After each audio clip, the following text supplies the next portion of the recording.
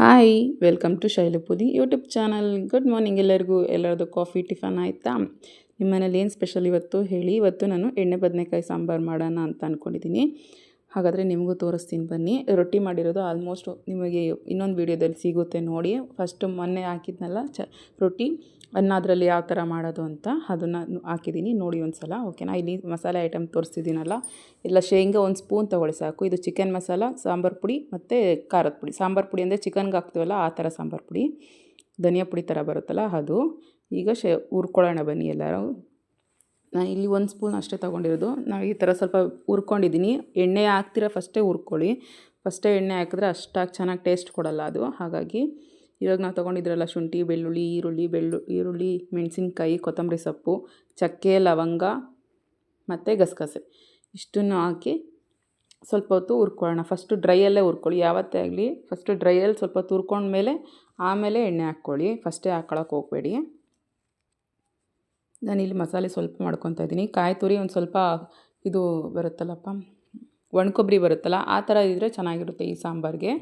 ಹಸಿ ಕೊಬ್ಬರಿಗಿಂತ ಒಣ ಕೊಬ್ಬರಿ ಚೆನ್ನಾಗಿರುತ್ತೆ. ಹಾಗಾಗಿ ಒಂದು ಸ್ವಲ್ಪ ಒಣ ಕೊಬ್ಬರಿ ತೊಗೊಳ್ಳಿ ಸಾಕು.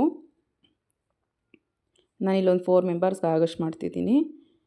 1-2 ಸ್ಪೂನ್ ಹಾಕ್ಕೊಳ್ಳಿ. ಎಣ್ಣೆ ಬದನೆಕಾಯಿ ಸಾಂಬಾರು ಅಂತಂದಮೇಲೆ ಒಂದು ಸ್ವಲ್ಪ ಎಣ್ಣೆ ಬೇಕಾಗುತ್ತೆ. ಹಾಗಾಗಿ ಒಂದು ಸ್ವಲ್ಪ 1-2 ಸ್ಪೂನ್ ಹಾಕ್ಕೊಳ್ಳಿ ಸಾಕು. 2 ಸ್ಪೂನ್ ಹಾಕ್ಕೊಂಡು ಚೆನ್ನಾಗಿ ಬಾಡಿಸ್ಕೋಬೇಕು.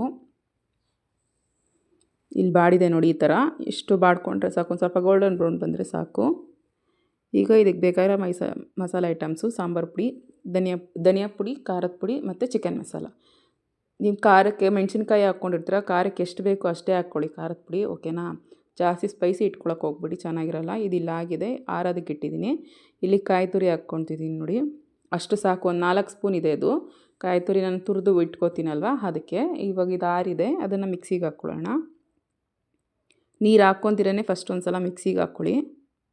ನೋಡಿರಿ ಈ ಥರ ತರಿ ಆಗುತ್ತಲ್ಲ. ಈಗ ಒಂದು ಸ್ವಲ್ಪ ಹಾಕ್ಕೊಳ್ರಿ, ಜಾಸ್ತಿ ನೀರು ಯೂಸ್ ಮಾಡಬೇಡಿ. ಖಾರ ಇದು ಮಾಡ್ಕೊಳಕ್ಕೆ ಮಾತ್ರ, ರುಬ್ಬೋದಕ್ಕೆ ಮಾತ್ರ ಯೂಸ್ ಮಾಡಬೇಡಿ. ಲಾಸ್ಟಲ್ಲಿ ಹೇಗಿದ್ರೂ ನಾವು ಹಾಕ್ತೀವಿ. ಇದು ರುಬ್ಬೋದಕ್ಕೆ ಮಾತ್ರ ಇಷ್ಟೊಂದು ಹಾಕ್ಕೊಬೇಡಿ ಅಷ್ಟೇ. ನೋಡಿ ಇಷ್ಟು ನುಣ್ಣಗೆ ಹಾಕಬೇಕು. ನಾನು ಬದನೆಕಾಯಿಲಿ ಇದು ಆಲೂಗಡ್ಡೆ ಒಂದು ತೊಗೊಂಡಿದ್ದೀನಿ. ಅದು ನಮ್ಮ ಮನೇಲಿ ಬದನೆಕಾಯಿ ನಮ್ಮ ಮನೇಲಿ ಒಂದಿಬ್ಬರು ತಿನ್ನಲ್ಲ. ಹಾಗಾಗಿ ನೋಡಿ ಈ ಥರ ಅಡ್ಡಡ್ಡ ಕುಯ್ಕೋಬೇಕು, ಪ್ಲಸ್ ಆಕಾರದಾಗಿ. ನಾನು 4 ಹಂಗೆ ಕುಯ್ಕೊಂಡಿದ್ದೀನಿ. ಈಗ ನೀರಿಂದ ತೆಗೆದು ಸೈಡ್ಗೆ ಇಟ್ಕೊಬಿಡೋಣ. ನೀರಲ್ಲೇ ಹಾಕಬೇಕು, ಇಲ್ಲಾಂದರೆ ಮತ್ತೆ ಇನ್ನೂ ಕಪ್ಪಗಾಗ್ಬಿಡುತ್ತೆ.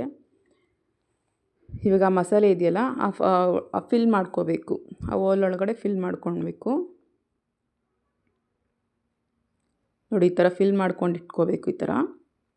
ನಾನು ಇವಾಗ ಇದು 4 ಮಾಡ್ಕೊಬಿಡ್ತೀನಿ.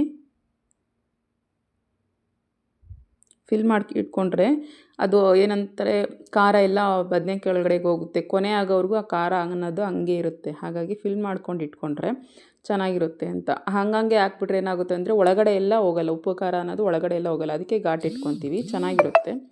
ಈಗ ಒಗ್ಗರಣೆ ಹಾಕ್ಕೊಳ್ಳೋಣ ಬನ್ನಿ. ನಾನು ಇಲ್ಲೊಂದು ಸ್ವಲ್ಪ ಎಣ್ಣೆ ಜಾಸ್ತಿನೇ ಹಾಕ್ಕೊಂಡಿದ್ದೀನಿ. ಒಂದು ಸ್ವಲ್ಪ ಸಾಸಿವೆ, ಒಂದು ಅರ್ಧ ಈರುಳ್ಳಿ, ಕರಿಬೇವಿನ ಸೊಪ್ಪು ಮತ್ತು ಒಂದು ಟೊಮೆಟೊ ತೊಗೊಳ್ಳಿ. ಚಿಕ್ಕದು, ಜಾಸ್ತಿ ದೊಡ್ಡ ತೊಗೊಳಕ್ಕೆ ಹೋಗ್ಬೇಡಿ. ಒಂದೇ ಒಂದು ಟೊಮೆಟೊ ತೊಗೊಳ್ಳಿ ಸಾಕು. ಒಂಚೂರು ಅರಶಿನ ಪುಡಿ ಹಾಕ್ಕೊತೀನಿ. ಹಾಗೆ ಒಂದು ಟೊಮೆಟೊ ತೊಗೊಳ್ಳಿ ಸಾಕು. ಇದೊಂದು 5 ನಿಮಿಷ ಹಿಂಗೆ ಆದರೆ ಸಾಕು. ಇವಾಗ ನಾವು ಫಿಲ್ ಮಾಡಿ ಇಟ್ಕೊಂಡಿದ್ವಲ್ಲ ಬದನೆಕಾಯಿ, ಅದನ್ನು ಹಾಕ್ಕೊಳ್ಳೋಣ. ಅದಕ್ಕೆ ಎಣ್ಣೆ ಒಂದು ಸ್ವಲ್ಪ ಜಾಸ್ತಿ ಬೇಕು. ಇವೆಲ್ಲ ಒಂದು ಸಲ ಎಣ್ಣೆಲೇ ಬೇಯಬೇಕಲ್ವ, ಹಾಗಾಗಿ ಒಂದು ಸ್ವಲ್ಪ ಎಣ್ಣೆ ಜಾಸ್ತಿ ಹಾಕೋಬೇಕಷ್ಟೇ. ಈಗ ಲಿಡ್ ಕ್ಲೋಸ್ ಮಾಡ್ಕೊಬಿಡೋಣ. ಈಗ ಇಲ್ಲಾಗಿದೆ ನೋಡಿ, ಎಣ್ಣೆ ಎಲ್ಲ ಒಂದು ಸ್ವಲ್ಪ ಬಿಟ್ಕೊಂಡಿದೆ. ಈಗ ಇನ್ನೊಂದು ಸ್ವಲ್ಪ ತಿರುಗ್ಸೋಕ್ಕೆ ಸಾಕು, ತಿರುಗಿಸ್ಬೇಕು. ಇನ್ನೊಂದು ಕಡೆ ಬೇಯಬೇಕಲ್ಲ, ಹಾಗಾಗಿ ನಾನು ಆಲೂಗಡ್ಡೆ ಹಾಕ್ಕೊಂಡ್ಮೇಲೆ ತಿರುಗ್ಕೊತೀನಿ.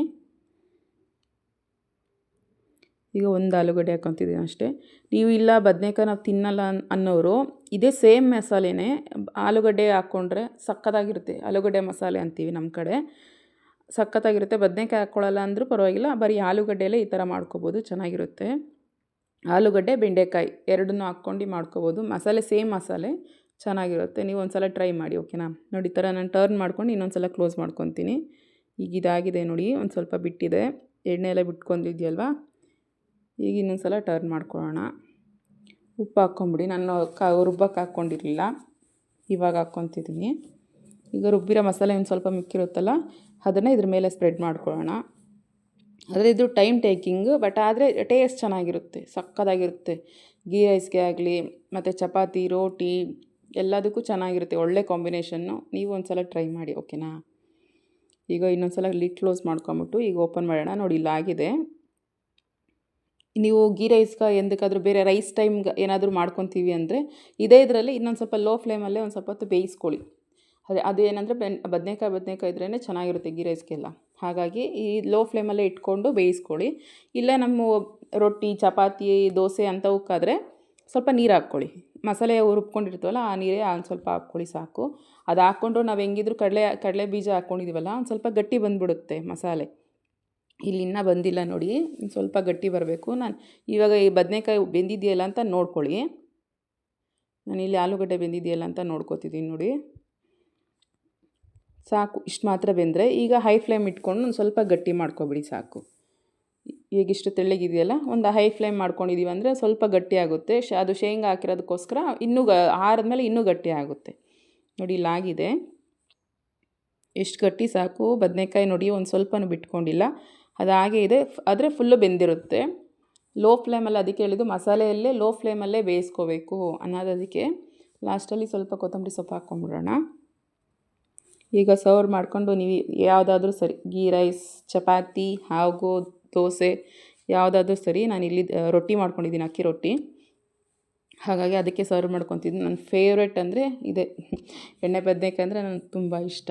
ಯಾವುದು ಇದು ಚಿಕನ್ನು ಮಟನ್ಗಿಂತ ಎಣ್ಣೆ ಬದನೇಕಾಯಿ ನಂಗೆ ತುಂಬ ಇಷ್ಟ. ನಾನಿಲ್ಲಿ 2 ರೊಟ್ಟಿ ಹಾಕ್ಕೊಂಡಿದ್ದೀನಿ ನೋಡಿ. ಈ ರೊಟ್ಟಿ ರೆಸಿಪಿ ಬೇಕಂದರೆ ಪ್ಲೀಸ್ ನನ್ನ ಚಾನಲ್ಗೆ ಹೋಗಿ ವಿಸಿಟ್ ಮಾಡಿ, ಓಕೆನಾ?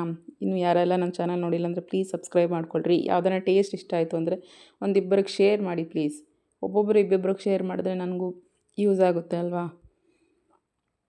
Thank you so much. ನನ್ನ ಚಾನಲ್ನ ಆದಷ್ಟು ನೋಡ್ತಿದ್ದೀರಾ, ಇನ್ನೂ ಆದಷ್ಟು ನೋಡಿ ಅಂತ ಕೇಳ್ಕೊತೀನಿ, ಓಕೆನಾ? Thank you so much. ಇನ್ನೂ ಯಾವುದಾದ್ರೂ ರೆಸಿಪಿ ಬೇಕು ಅಂದರೆ ಪ್ಲೀಸ್ ಕಮೆಂಟ್ ಬಾಕ್ಸಲ್ಲಿ ತಿಳಿಸಿ, ಓಕೆನಾ? Bye guys.